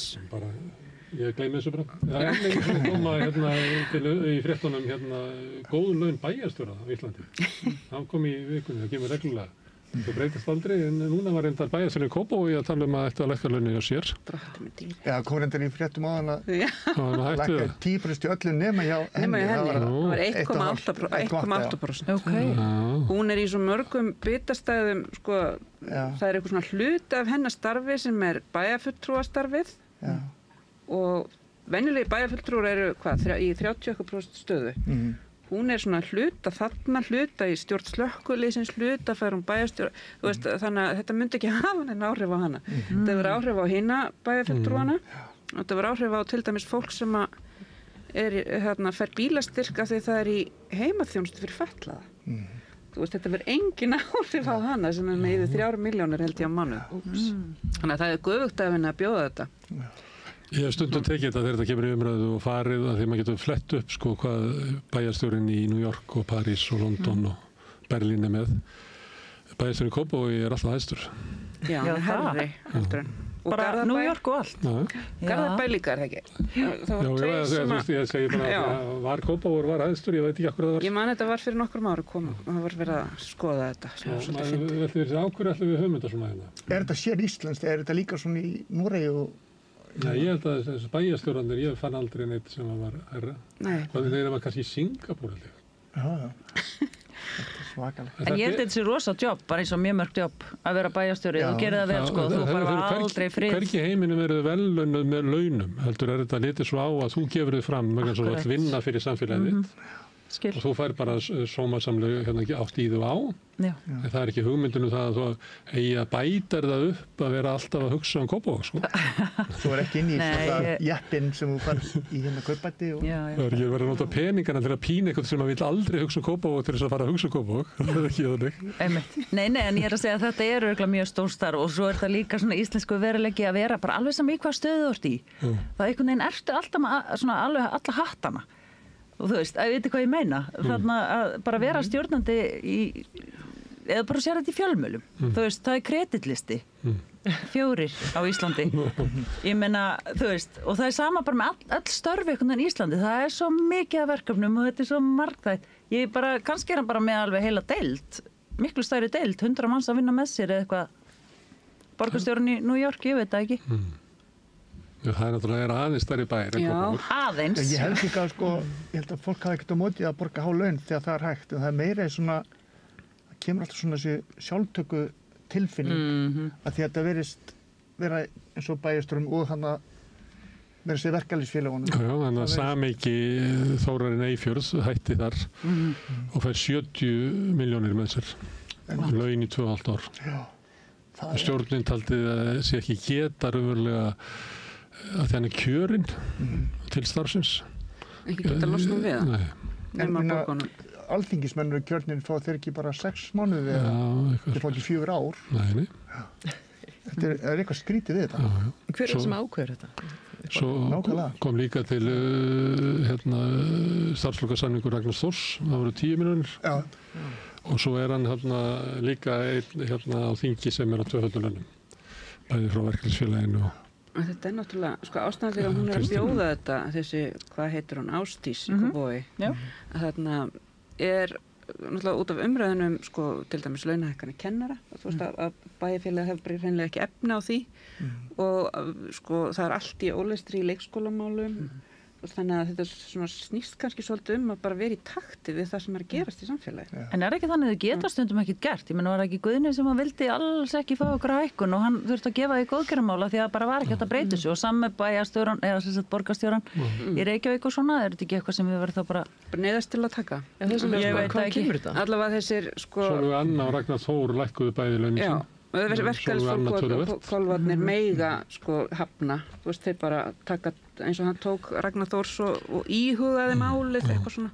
Sanna Magdalena gefur alltaf lækka launin sín eða gefa inn í vorstjórnuna sem er styrktarsjóður fyrir svona hópa sem hafa ekki fjárhagslegt bólmagn til þess að reka sína hagsmunabaráttu sjálfur. Já, það var símanúmer hjá henni sko, ég ætla að fá hringinn og bjóða hann í kaffi. Jöfull er hún töff. Já, hún er svo töff. Já, hún er æðisleg. Þannig þetta er hægt sko. Já, þetta er hægt. En eins og þetta er alltaf svona erfið mál alltaf að vera að tala svona launamál fólks og Má ég spyrja einu að þið voru að tala Sönnu. Akkur var hún ekki borgarstjóri? Með fullinni virðingu fyrir núverandi. Ég nefndi það hér að mér taldi að hefði verið klókt hjá þeim að byrja með nýja byrjun og taka lang vinsalasta borgarfulltrúan. Og ef hún hefði fallist á það. En var ekki leitað til hennar eða? Ég veit ekki, það er náttúrulega Samfylkingin er með eitthvað 5 fulltrúa og Pírata 3 og Sósetta 2 og VG 1 og Flokkur fólksins 1. Heiða er náttúrulega reynslu mikil og flott líka sko. En við spyrjum hún þau tökum hann í kaffi. Þið með? Spurningi var eiginlega hvort hún hefði ekki viljað það. Sem sagt, ég óttaðist það kannski, hún hefði ekki verið tilbúin í það. Ég þekki það ekki, en ég myndi samt halda að þetta hafi verið svona bara styrkleikar flokkana. En oftast þannig að stærsti flokkurinn tekur forsætisráðundið og það er oftast þannig. En það er stundum að minni flokkurinn eins og var til þess með Katrínu Jakobsdóttur að hún var forsætisráðherra vegna þess að hún naut eitthvað stuðnings í samfélaginu sem Bjarni Ben naut ekki og ég held að sömu rök hafi verið þarna sko. En svona fór þetta.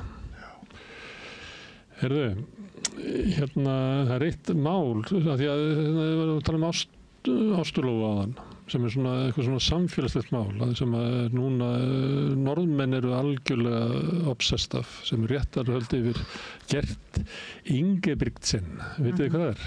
Ekki skíða pabbinn hana. Já, Þetta er harmsagan hana. já. Ekki satt? Og núna koma börnin og síðast bara dóttirinn sem er ung, hvað er það hún sé komið? Já, hún er bara 15 eða eitthvað leys? táningu sko. Ég las þessu mynda því að þetta greip mig svolítið Já, og mér fannst þetta vera bara algjör harmsaga. Þetta er þá sem sagt faðir sem að þjálfa börnin sín eða drengi, eru ekki 3 bræðurnir til að vera afreksmenn í skíðaíþróttum. Svipuð típa og pabbi Michael Jackson og þeirra Jackson Já, systkini. svona harstjóri og og svo náttúrulega bara kemur ljósa að þetta er bara ótrúlega mikið líkamlegt og andlegt ofbeldi og svo kemur stelpan fram sem er svona mikið yngri en þessi drengir hafa verið að verma verðlaunapallana í tíðina, ekki sagt? Hún En þetta er svona- einn hérna. Já. Eru ekki allir hlauparar? Já, Eru hlauparar? Þú voru að laupa, ég held að það voru skíðum. Já, allavega. Eitthvað svona nost. Eitt bara setur bara Já, vinnur alla einn var keppnir. olimpíu Já, með ok. í Einmitt, ykkur já. hlaupi, held ég.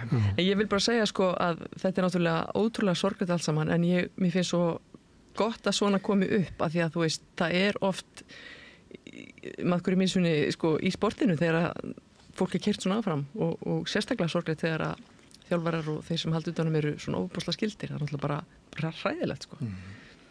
Þannig að ég bara vona að þetta fari vel en það þarf mikið kjark að stíga fram svona Þetta er ljótt. móti. Þeir bræðurnir, sko, þegar stelpan steig fram, þá slitu bræðurnir, held ég, eitthvað tengsl. Blöskraði þegar var farið að berja hana líka. Þannig að það vil kannski stundum vera þannig. Þeir eru í svona milli vegalengda hlaupum. Já, ok. Og hann fekk held ég 2 sinnum gull á olimpíuleikum, þarna einn. Ég er ekki alveg, ég held að sé hérna Jakob. Þá hérna er hann að lýsa sjálfu sér eftir þetta uppeldi. Eins og hann sé svona tóm vél. Hann eiginlega getur ekkert annað en að farið og hlaupið og unnið. En hann getur ekkert annað. Bara algjörst niðurbrot. Með mjög sér þetta. En það var náttúrulega líka verið rétt áður sko, stóðst þér hérna norsku skíðaíþróttina það sem að þarna gallaskandallinn hérna. Skildi þú hann eitthvað, saumarnir verið þingri? En sko, þetta var semst eitthvað þannig að semst, þeir fundu upp á triksi að spreyja sig með hárlaki sko, þannig að semst, spandexgallarnir sem þeir eru í, að þeir eru sko, það var minni loftmótstað eitthvað slíkt og svo var eitthvað svona saumatriks sem ég búið ekki alveg onni. En þetta var eitthvað svona heimatilbúið fiff sem var svo bara dæmt alveg kólólulegt en þeir hérna komist hraðar og þetta var sjálfsögðu eitthvað bannað en það var góð sala í hárlaki þarna í Noregi. Þetta er bara svo ónorskt. Þú veist það svo, normenn eru bara, þeir svindl ekki. Það er það sem gerir þetta svo merkilegt. Sko. Við hefum aldrei reiknað með því. Ég meina það, sko. Þetta er svo Kannski er bara góður í að svindla. Við höfum aldrei komist upp með það. En svona þetta, því ég nefndi hérna Jackson fjölskylduna, þar sem pappin var svona ræstið og upp bara snemma til þess að syngja. Við fengum Michael Jackson út úr í. Stórkostlegur tónlistarmaður. Ég get ekki hlusta á hann, sko. Ekki mjög hamingjusama maður. Nei, eins og fylgdi það síðan seinni hluti ferilsins var. Bara skemmt pródúkt þó hann hafi sko skilað fullt af plötuframleiðendum fullt af peningum og átt eitthvað af því sjálfur að þá samt er hann svona skemmt vara, myndi ég segja. Þurfti Beyoncé ekki líka að losna við sin pappa eitthvað? Ég þekki það ekki sko. Britney Spears var það. Britney Spears líka? Ég held að það sé bara mjög algengt svona. Já, bara Hvernig heldur að pappi Mozart það hafi verið? Já, það Með vitur hann 200 börn. Pappi Amy Winehouse var heldur ekkert voða ljúfur, hann var eitthvað svona harstjóru líka, en þetta er kannski ekkert óvelgengt. Hann sagði allavega að hún þyrst ekkert að fara í meðferð. Já. Það var þarna, Já. var íhjaflægið. Pappi segir ég þurfa ekkert að fara í meðferð. Já. Það var ekki gáfulegt. Herru, það er hérna, ég ætla að enda þetta á hérna, að því að þetta er svona samfélagslega mál, hvernig foreldrar eru við börnin og pindum gamalt kynlíf og svona. Það var hann að vinsælustu nöfnin í fyrra, það var Emil og Jökull hjá strákunum og Aþena og Embla hjá stelpunum. Já.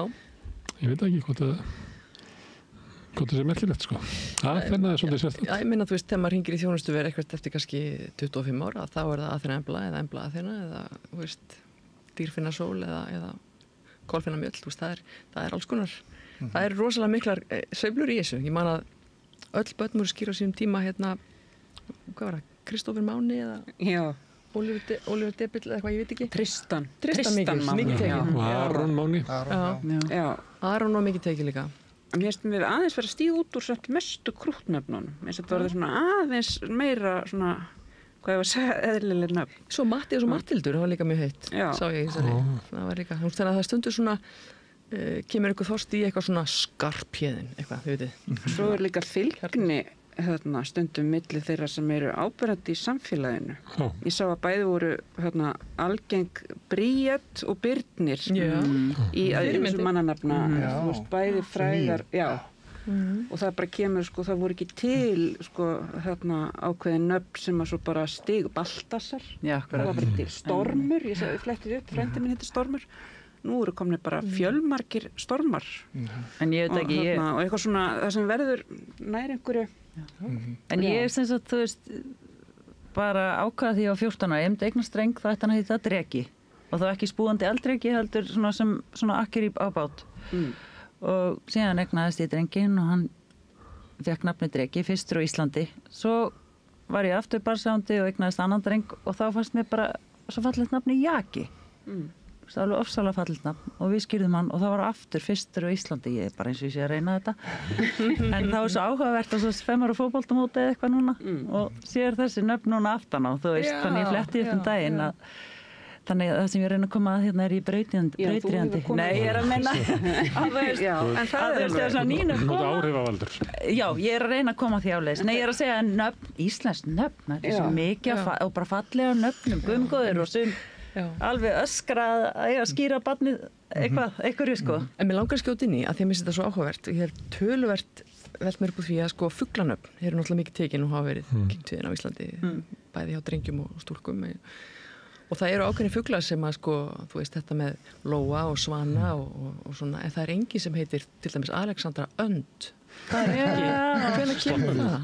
Já. Það má veist, það er alveg. Það er ekki eitthvað svona nafn sem getur orðið nafnbera til ama. Já, ég bara kastaði fram hérna, þú veist, pæling. Ekki hæna eða eitthvað svona. Já, bara Alexandra Önd getur verið á þjónustuborinu. Ég veit það ekki, bara pæling. En á þjónustuborinu verða örgulega bara róbótar. Og svo er mjög áhugavert að bara ég byrði ykkur að vera góð við gervigreindina. Af því að ég trú á innbútt Elon Musk skýrir börnum sína eitthvað svona gervigreindalögum. En að ég voru að tala um þetta að ég mann eftir því að einhvern tímann skoðum við það hvað væri hæft í því að dagnýjar hafi þeim við fjölgað held ég 1956 minnum ég þegar lag eftir Sigfús Halldórssonar dagný kom. Það var raunin. Og svo einhvern tímann var ég á svona úlingatímariti sem fylgdi DVF sem hétt Fókus og það var Inga Lind að vinna þar og hún gerði grein áhrif ísfólksins á nafngiftir. Það var alveg rosalega áberandi, það bara reis upp öll þessi nöfn sem eru í ísfólkinu sem ég kann ekki að nefna því að ég er á gamalt fyrir ísfólkið. En Álfheiður Björk eftir nýdönsk, hefur þeim fjölgað? Við höfum að kíkja á þetta. Þetta er öllu upp mjög áhugavert að sjá hvað mörg heita þetta í fyrsta nafn og ég man að við gerðum svona grein líka á Helgablaðinu að hvort sem við hermdum eftir Fókus eða hvað. Sem að fylgdi einhverjum svona tískum.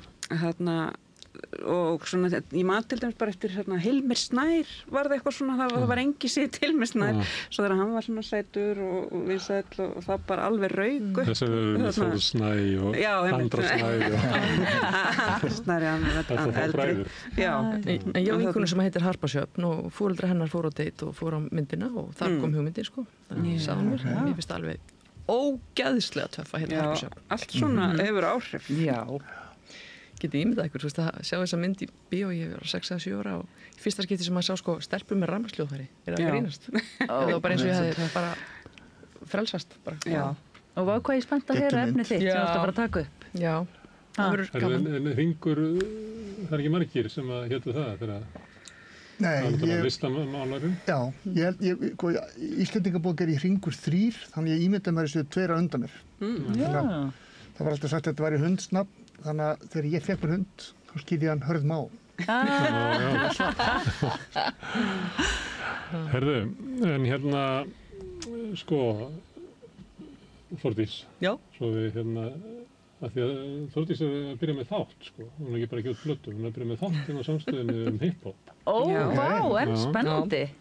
Við erum sérst 2, ég og Eyjólfur félagi minn sem að kalla sig César A, það er svona hans listanafn og hann var nú sá fyrsti sem byrjaði að rappa einhverju marki á íslensku og við erum bæði hérna, við höfum nú verið að starfa í músík saman undir Mæðraveldinu og þar spila ég mitt bassan og hérna það band hefur gefið út hárauða vínilplötu, það var svolítið fallegt, en við vorum með þennan draum að fjalla sko hiphopið að því við erum sama kynslóð, við erum svona 80s börn, þannig að sko við munum eftir því þegar að þessi bylting einhvern veginn hóf innreið sína svolítið í gegnum bíómyndirnar, breykið, graffið, rappið, elektrobúki og allt þetta dót sko, og við erum bæði sko byggum að hluta til erlendis líka, Danmörk og Svíþjóð og þar þetta svona fjölbreyttara samfélag, þannig að þar flætti þetta enn frekar inn sko. Og við erum svona að skoða þetta hvernig aðkoman okkar á Íslandi, hvernig svona, þetta svona þróaðist og komið nefir og í hvað birtingamyndum það birtist og líka bara ég sem stelpa eitthvað, þú veist, bjó í Svíþjóð og kem heim og hafi bara búið á hjólum sem hjólabrettastelpa í 2 ár og var bara að gera einhverja akrobatiska ræfingar alltaf daginn, svo kem ég heim til Íslands og held ég áfram 1987-88 og það var bara hort á mig eins og væri með bara mjög sjálfgefan húðsjúkdóm, bara hvað ertu að gera skilur, og þú veist, og bara samfélagi var ekki tilbúið í þetta og svo í dag önnu hver manneskja í fjallinu, þú veist, stelpa sem er á brettinu skilur, þannig að þetta er bara enn og aftur hvað samfélagi breytist en fyrst og fremst er þetta músíkin og Þið vitið það að samstöðin er svo fátæk að hún hefur ekki efni á að kaupa sko borga stef þannig að við getum ekki spila músík sem er kannski áhverður kannski byrjar að fatta því að við bara tölum út í eitt sko. Við látum bara orðin döga Nú, það er músíkþáttur án tónlistar Nei, við erum að tala um töluð ópera Við erum að tala um sko bara byltinguna í hiphopinu og byrtingamyndirnar og svo tökum við viðtöl við fólk sem hefur látið til sín taka hér á Íslandi og hvað sem það er, þú veist, grafítilistamenn, konur og menn sem er alltaf auðvitað þroska fólk í dag og kannski fyrstur rapparana og plöturnar sem þau skiluð af sér og bara að því þetta snerti svo marga fleti í menningunni dansformið, tónlistina, myndlistina og var svona kommersial svolítið þannig að þá erum við bara að skoða þetta í víðu samhengi Hverju voru svona fyrsti fyrir ekki? Já, sko, það voru náttúrulega örugglega einhverjir rapparar í bílskútnum heima hjá sér skilur en það voru kannski þessi fyrstu bönd sem að fólk tók eftir eins og bara Subterranean og Quarasi og eitthvað svona og þar var nú hún Ragna sem er nú bara fyrsta konan sem rappar og var bara alveg drullu góð þau eru rappið á ensku að vísum sem er líka fínt þetta bara svo bara óksetta og breyttist og var einhvern veginn svona eins og stórt fallegt tré og við ætlum bara að skoða þetta í róliheitum og talaði fólk og svolítið frá ykkar sjónarhóttni frá ykkar sjónarhóttni sem fólk komið á roskið aldur en einhver leik er þetta svona kynslóðasaga Þetta er kynslóðasaga en við munum samt reyna sko að horfa á þetta breytt og byrja svolítið á byrjunni og taka síðan bara fólk í viðtal sem hefur átt reynslu þarna og eitthvað skilja eftir sig og svo sem er að gera eitthvað í dag þannig að þetta er ekki kannski þurr upptalning heimilda heldur meira svona samtal En ég man því ég sá þið fyrst og þú ert alveg jafn cool núna í dag eins og það við minn góður því lík sleggja, ég er spennt að horfa Já, Ég er með lélega hugmynd sem leysir stefvandamálið því að samstöðin alltaf nett sjónvarp þið setja bara hlekki á lögin Já, það er Fyrsta lagalist og eftir Eða við getum verið með taktkjafts framkomu með þetta eitt uppáhaldsvarað mitt á Íslandi taktkjaftur, mér finnst það ótrúlega töff En þetta er svona guilty pleasure finnst mér rappið oft og ég bara er að keyra stundum í vinnuna og ég er bara búin að hlusta á heilt lag einhverjum narbúrslösa konu í einhverjum ásum málum og þú veist, þetta er skrítið þú veist, það með íslenskar þetta dótar í sko þetta er svolítið eins og sjávarútvegur sem við erum að tala um aðan sko, þetta er svo stór reglíf, það er svo mörg hólfarn undir sko En þannig inni þetta er ekki allt penir menn sem er að syngja Nei, sannarlega ekki og ég held að við sorturum út kannski svolítið eftir okkar smekk, kannski pínlítið en við erum ekki að fara kannski fjalla mikið menn sem að tala um byssur í Bronx og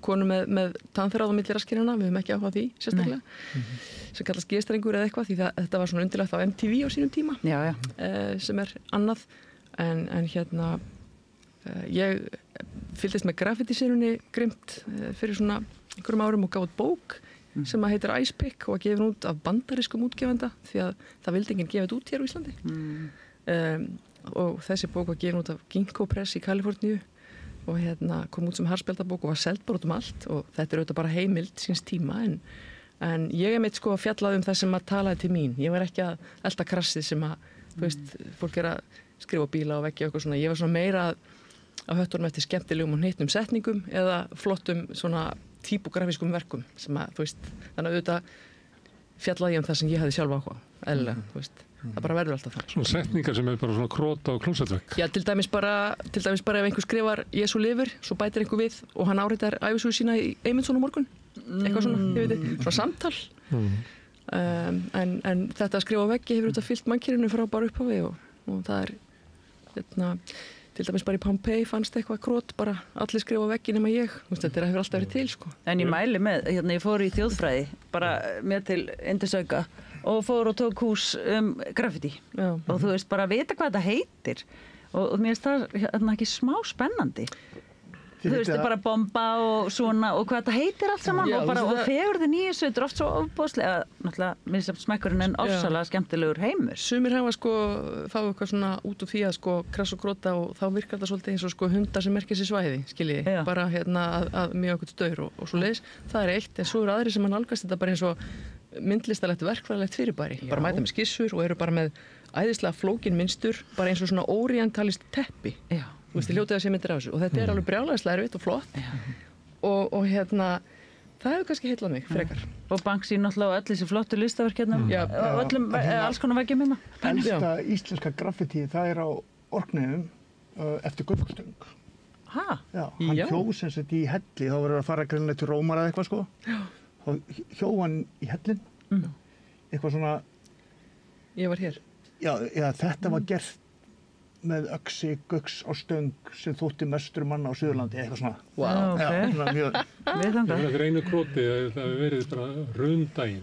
Þá var hann í smjörhúsinu á Lækjartorgi, sem er núna svart. Á efstu hæðinni hafði Björgólfur Guðmundsson og félagar búið til svona sýningu Hörpuna og aðalstöðvar Landsbanka sem átti að reisa þarna sem var síðan ekki. Og þannig að það var bara svona maður svona alveg í svona einhverju áfalli að loka þarna, þannig ég hljóp hann inn og spurði hvort ég mætti ekki kíkja á þessa sýningu og fór þarna upp og þetta var alveg stórkostlegt að Björgólfur Guðmundsson teiknaður inn í bankaráðsherbergið og þetta var allt svo grand og manni fannst þetta að vera bara eins og hafi ekki séð myndir af Hitler og Speer, það sem að sitja Germaníu, þetta var allt svo stórt. Og svo var ég búinn að skoða að maðurinn vildi fara eftir að loka þessu og síðan held ég að það verið bara lokað og ekkert hreyft í en ég þurfti að pissa og fór á klósettið og þá hafði eitthvað skrifað á klósetturðina Björgólfur Guðmundsson var líka hér. En svona orðaflýtt, hafi ekki kynnt ykkur Hönnu frá Mjöðar? Finnið hann á Instagram, ég dýrka þetta. Það verður ekki aftur núið. Fólk vill bara fá að vera í firði. Skiljið svona ótrúlega flotta myndir með alls konar orðum, dýrskana. Hörðu, við erum búin að höra í fréttavikunar og fylgjast með þættinu sem byrjar næstu viku. Jú, það er 4. apríl, klukkan 8. 4. apríl, byrjað þá. Hörðu, en kæra þakkir Þórdís, Þórunn, Andrea og Hringur. Takk sem leiðis, góða helgi. En ykkur þakka ég mest áhorfendur sem hafa hlustað eða hort sem breytu þessu samtali okkar í fjölmiðlun og þannig hefur það verið með því að segja vinum og vandamennum frá efni sem ykkur líkar þá byggið líka upp dreifikirfi okkar. Fólk fréttir þá hjá ykkur að það með finna efni okkur á Facebook, á YouTube, í öllum hlaðarsveitum, bæði undir nafni Samstöðarinnar og einstaka þátta. Við erum líka í útvarpinu 89,1 á stór höfuðborgarsvæðinu, það má sækja þar útvarpsendingar líka í spilarinn, bæði á netinu, spilarinn.is og svo spilar líka app sem má hlaða niður í símann og þá getur hlustað á íslenskar útvarpsstöðvar hvað sem er í heiminum. Við erum komin í sjónvarpið til þeirra sem er svo heppin að skipta við símann, þar erum við nú með 5 á fjarstýringunni, kannski ef til munu önnur fjarskiptafyrirtæki bjóða sínum viðskiptunum líka upp á efni frá Samstöðinni sem er 24 tíma sólarhring, 7 daga í vikunnar, allan ársins samfélagsumræða við þetta rauða borð og í öðrum þáttum Samstöðarinnar. Það sem að drífur Samstöðina áfram er sá hluti áhorfenda og áheyrenda sem hafa gert áskrifundur. Það kostar 2.500 krónur grunnáskrifundur sem mér er sagt að sé hlægilega lágt verð.